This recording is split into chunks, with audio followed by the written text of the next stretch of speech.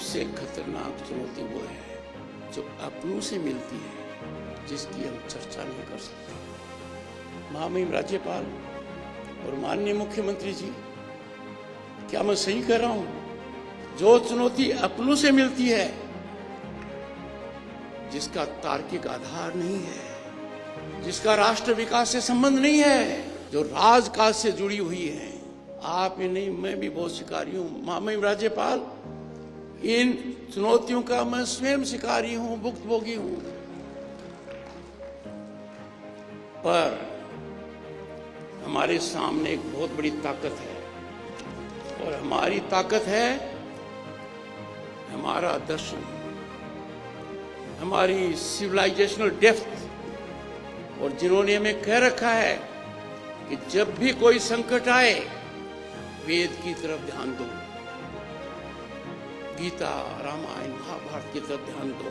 कर्मण्ये वाधिकारस्ते मा फलेषु कदाचन। जब भी चुनौती सामने आए, चुनौतियां आएंगी, चुनौतियां ऐसी आएंगी कि आप विवस्था में पड़ जाते हो और सोचते हो दीवारों के भी कान हैं, तो उस चुनौती की चर्चा खुद को भी नहीं करती। पर कभी भी कर्तव्य पथ से अलग नहीं हटना है। All institutions have their own role to play. One should not play the role of the other. We have to respect Constitution in letter, in spirit, in a sense.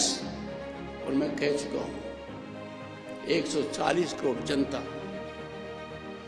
अपनी भावना व्यक्त करती है चुनाव में अपने जनप्रतिनिधियों के माध्यम से, और वो जनप्रतिनिधि अकेले जनता के मानस बताते हैं। And the people hold them accountable in elections. और इसलिए मैंने आम आदमी की भाषा में कहा है, जिस तरीके से विधायिका फैसला नहीं लिख सकती, ये न्यायालय का काम है, उसी तरीके से कानून नहीं किया जा सकता। I have highest respect for judiciary. I am a foot soldier of judiciary. I spent more than 4 decades as lawyer. It was only in 2019 I ceased to be a lawyer upon being appointed governor state of West Bengal. मैं जानता हूँ judiciary में प्रतिभाशाली लोग हैं, judiciary का बहुत बड़ा महत्व है। हमारी प्रजातांत्रिक व्यवस्था कितनी मजबूत है, it is defined by state of judiciary. At a global benchmark, our judges are one of the best. But then I appeal, we should show collaboration, coordination, and cooperative stance.